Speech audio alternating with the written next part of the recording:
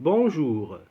Dans le cadre des activités de la 17e édition du colloque international sur la qualité de l'éducation et de la formation 5QCF 17, nous avons le plaisir, nous, à Adil Dayram et Myriam Chahou, de vous présenter notre communication intitulée Pour un soutien numérique effectif en faveur des élèves du primaire en situation de difficulté d'apprentissage des mathématiques. Face aux encombres rencontrés par les élèves du primaire public marocain dans le processus d'apprentissage des mathématiques, l'absence de suivi régulier les menace de décrochage scolaire. Or, le sureffectif des classes ne permet pas de mettre en place un soutien opérant. À cet égard, les TIS pourraient constituer une alternative efficiente qui, utilisée à bon escient, permettrait d'augmenter les chances de réussite. Pour s'en assurer, nous avons mené une enquête sur le terrain afin de vérifier l'impact des supports numériques sur un groupe d'écoliers souffrant d'énormes défaillances dans les quatre opérations de base en calcul.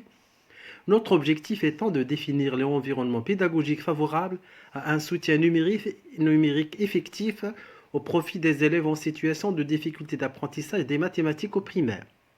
Et ce en tenant compte d'une conjoncture marocaine souvent marquée par une précarité chronique. Dans ce sens, le smartphone pourrait jouer un rôle très important. Le cadre théorique. La trame de fond conceptuelle qui sous-tend notre investigation se compose principalement des mots-clés précédemment énoncés, à savoir les concepts de pédagogie de soutien, l'entrée par compétence, la distinction entre difficultés d'apprentissage et troubles d'apprentissage, et la didactique des usages numériques. Les précisions que nous allons apporter nous permettront de manier avec circonspection une terminologie dont l'acception n'est pas toujours unanime.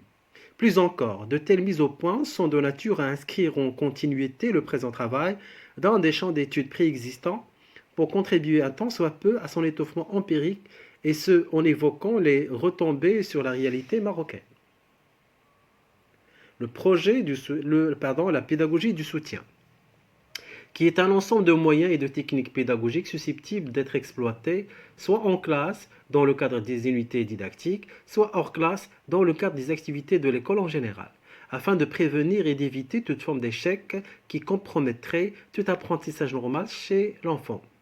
Comme a été déjà dit, souligné par le ministère de l'Éducation nationale français en 2004, formation des institutions de 6e année de l'enseignement fondamental 1999, page 25, cité par Abdelrahman Toumi 2004, page 158.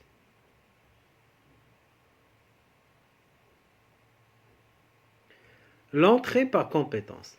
La réforme de l'enseignement au Maroc repose sur deux entrées. Une entrée par les valeurs et une entrée par les compétences. La définition qui fait autorité au sein du ministère de l'Éducation nationale est celle de Pernoud, selon lequel la compétence est une capacité d'agir efficacement dans un type défini de situation, capacité qui s'appuie sur des connaissances mais qui ne s'y réduit pas.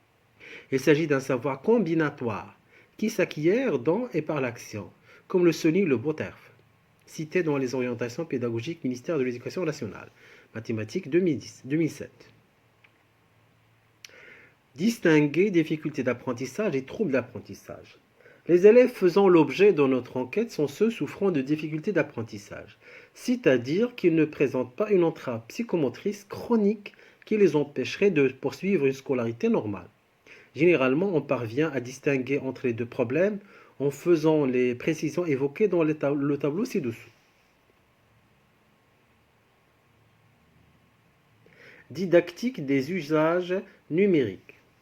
D'aucuns considèrent les TIS comme étant de simples outils qui ne sauraient se substituer à l'enseignant ou cacher la médiocrité des apprentissages et méthodologies.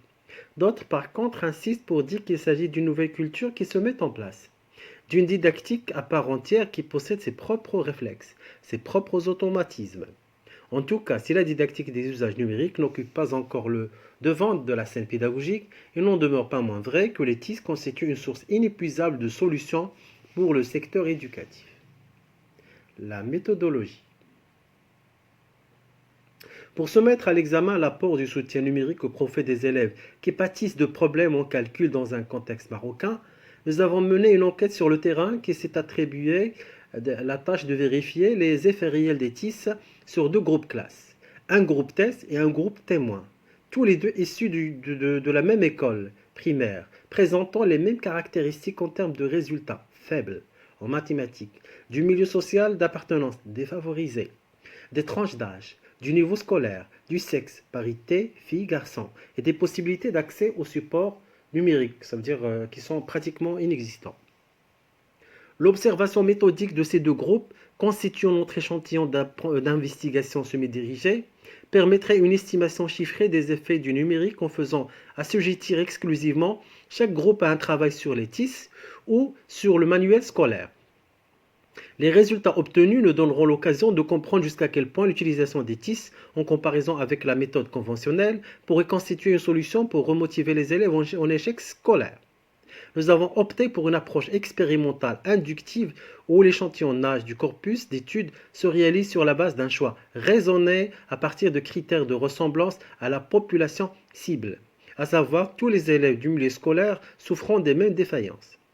À cet effet, une grille d'observation, dont le principe est inspiré de l'article cité dans la bibliographie 2, a été mise au point en grande partie grâce à un effort personnel pour accompagner de manière méthodique les élèves durant toute la période de l'enquête, en l'occurrence un mois. Notre objectif est de rentabiliser à l'optimum les pratiques enseignantes en matière de soutien scolaire au contact avec les supports numériques disponibles, de telle façon à créer un bon usage numérique qui rend compte de la réalité marocaine dans toutes ses perspectives, mais aussi qui prend en considération les obstacles de mise en place d'une culture multimédia au sein du groupe classe, et partant dans le milieu scolaire. Notre travail se déroule en deux étapes.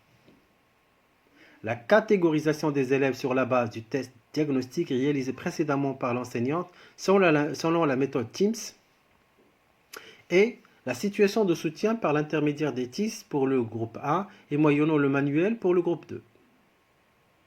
Lieu et cadre de l'expérimentation. Présentation de l'école Tatbiqiya.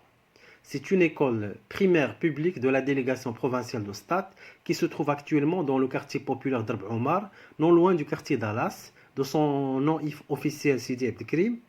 Elle est fondée en 1970 et en 1995 et elle avait changé de local, sur lequel s'érige aujourd'hui un grand centre commercial, pour s'établir définitivement à côté du marché de proximité Sidi Abdelkrim. C'est un quartier renfermant tous les ingrédients de l'indigence, je cite aujourd'hui Poinma, de la misère, de la nécessité et de la criminalité.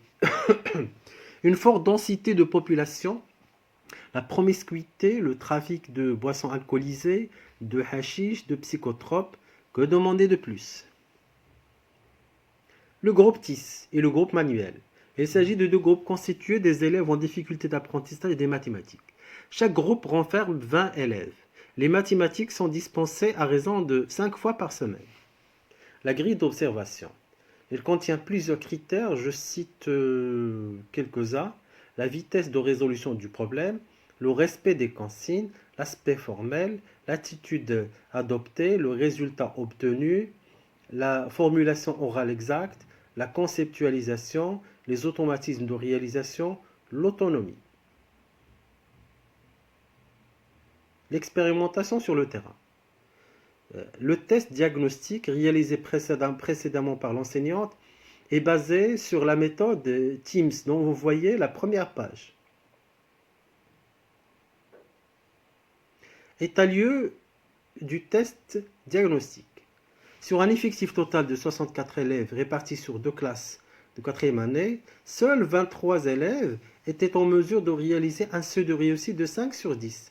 Soit une charge de soutien scolaire pour l'enseignant de 62,5%. L'évaluation est conforme au test diagnostique préconisé par TIMSS, en affinité avec les directives du ministère de tutelle. Avec toute la bonne volonté du monde dont pourrait faire preuve la maîtresse, en l'absence d'aide externe, ces élèves seront condamnés à un échec imminent. Un soutien scolaire est donc une nécessité, voire une urgence. En particulier car le milieu familial dont ces enfants émanent est pour l'ensemble analphabète. Taux de réussite du test diagnostique 17,5%. Taux d'échec 62,5%. Les élèves ont des défaillances en particulier au niveau des opérations de calcul. La maîtrise des autres activités mathématiques est fonction de la résolution de ces difficultés. Sinon, il est peu probable qu'ils soient capables de réussir des opérations de problèmes de géométrie d'énumération. La situation de soutien par l'intermédiaire des TIS, le groupe test.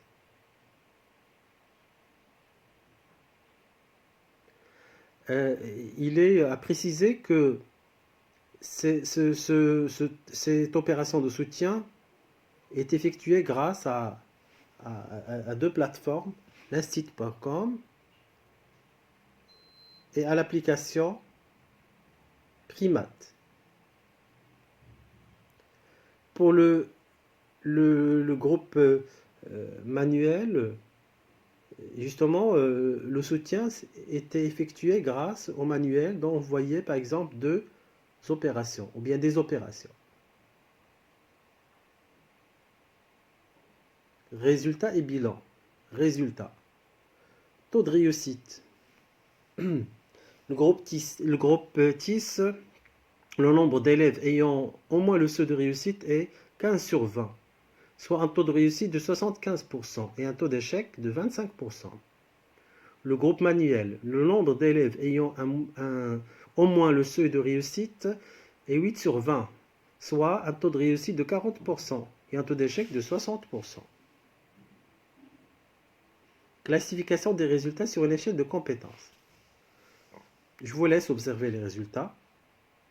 De même que pour le tableau suivant. Il s'agit d'un tableau comparatif des prestations des deux groupes lors de la réalisation d'un exercice de calcul, avec 6 critères retenus.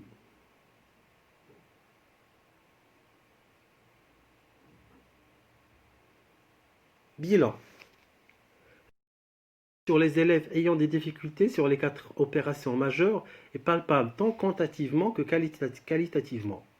Les membres du groupe TIS réagissent plus vite avec moins d'erreurs commises, en comparaison avec les membres du groupe témoin. À la fin de chaque opération, plus, ils manifestent une envie de continuer sur d'autres paris, tandis que les seconds éprouvent quelques difficultés à préserver sur le même rythme, plutôt à persévérer sur le même rythme. Au premier groupe, l'erreur est associée à un défi à relever, mais au deuxième, le dépit et l'inquiétude se font sentir ostensiblement. Si toutefois réalisé de manière ciblée, le soutien pédagogique conventionnel peut changer la donne et redresser la courbe des résultats des élèves en difficulté. Mais ce sera moins bien si les moyens TIS sont disponibles et utilisés de façon appropriée, c'est-à-dire selon une corrélation entre plusieurs facteurs déterminants, à savoir la logistique nécessaire, les pratiques enseignantes, le temps de la remédiation qui devrait être apporté au moment opportun, pendant toute la durée nécessaire, les ressources humaines qualifiées et les ressources numériques suffisantes, en plus d'une cellule de veille à l'échelle régionale, voire locale, chargée de la synchronisation de toutes les ressources sur un axe temporel déterminé. C'est ce qu'il conviendrait d'appeler un environnement TIS favorable au soutien scolaire. De surcroît, le support multimédia favorise l'autonomie des élèves et leur permet de structurer leur pensée en cherchant, à force de répétitions successives, le mécanisme implicite qui sous-tend l'application. Les apprenants ont plus peur de commettre des erreurs sous les yeux vigilants d'un prof qu'en présence d'un logiciel qui parfois soumet l'élève à un rythme effréné car il lui impose souvent un compte à rebours. L'informatique est aussi un outil au service de la pédagogie différenciée, puisqu'il permet de répéter à volonté à la vitesse demandée et accélère quand il est de la volonté de l'utilisateur. Il peut constituer également une source intarissable d'exercices et de leçons données sous un aspect ludique joignant l'utile à l'agréable. Il ne faut pas se cacher derrière un déficit en logistique pour justifier indûment l'inexistence d'une solution numérique, car le smartphone, entre autres, constitue à lui seul une alternative efficiente à même de supplier toutes les caractéristiques d'un environnement informatique adéquat. L'engouement suscité par l'utilisation des nouveaux apports de la technologie se traduit numériquement par le temps de réalisation des exercices qui est nettement plus rapide qu'avec les méthodes classiques. 7 minutes contre 15. Le fait de se sentir encadré par une machine et non pas par un enseignant est toléré plus facilement sans doute parce qu'on n'attend pas une réaction émotionnelle de la part d'un automate. De plus, les dimensions ludiques facilitent l'identification à un univers de référence où les dessins occupent une place prépondérante et constituent donc un lieu où la concurrence se fait plus sentir avec ses pairs. Conclusion. Notre papier d'investigation a été motivé par l'envie de participer un tant soit peu à la découverte d'un milieu numérique favorable au soutien pédagogique au profit des élèves du primaire en situation de difficulté d'apprentissage des mathématiques. L'enquête menée sur le terrain nous a montré, preuve à l'appui, que le multimédia produit un impact concret sur les défaillances scolaires en matière de redressement pédagogique, dont les effets signalés s'expriment en termes de motivation, d'autonomie, d'efforts soutenus, de vitesse d'exécution et d'interactivité. Néanmoins, le dispositif informatique requis pour les travaux de remédiation fait défaut à la plupart de nos écoles primaires. À ce propos, le smartphone constitue à lui seul un environnement multimédia qui recèle tous les ingrédients nécessaires pour un bon fonctionnement, à savoir la synchronisation, la disponibilité des ressources humaines, numériques, la formation continue et dispense de la formation continue puisqu'il est fondé sur l'intuition et sur un matériel informatique pratiquement existant dans toutes les familles aujourd'hui. Somme toute, des comportements déontologiques comme le dévouement et l'abnégation demeurent le prix à payer pour venir à bout de ce fléau scolaire qui mène en ligne droite vers le décrochage scolaire. Le problème ne réside pas seulement dans la disponibilité du matériel informatique, qui est une condition nécessaire, mais pas suffisante, car il existe un bon nombre d'établissements publics suffisamment équipés en outils informatiques dont l'utilisation est au-delà des espérances, mais dont la formation adaptée aux besoins réels des enseignants et des élèves. Il est important de souligner les efforts déployés par le ministère via la plateforme numérique talimtis.ma, visant entre autres l'encouragement des initiatives de création de contenu numérique, comme c'était le cas dans le concours de création de faisceaux multimédia à vocation éducative en 2018. Néanmoins, il relève également des compétences du ministère de veiller à la création directe de ressources numériques pour couper court aux intentions non déclarées de certains concepteurs qui pourraient véhiculer des idées aux retombées idéologiques ou politiques. Il en va également de ses prérogatives de mettre en place une plateforme numérique et un tutorat informatique gratuit au profit des élèves évoluant dans des conditions sociales défavorisées en concertation avec les praticiens. Il est également de l'autorité des décideurs de mettre au service des enseignants et des élèves, une banque de données et de ressources multimédia comportant des exercices interactifs ainsi que les fiches de révision en ligne. C'est ce que la Commission européenne a baptisé l'espace virtuel d'apprentissage, EVA, ou l'espace numérique d'apprentissage, ENA. Nous sommes finalement en droit de nous demander pour quand les ressources numériques dans le manuel public seront intégrées, ne serait-ce qu'en partie. Et merci.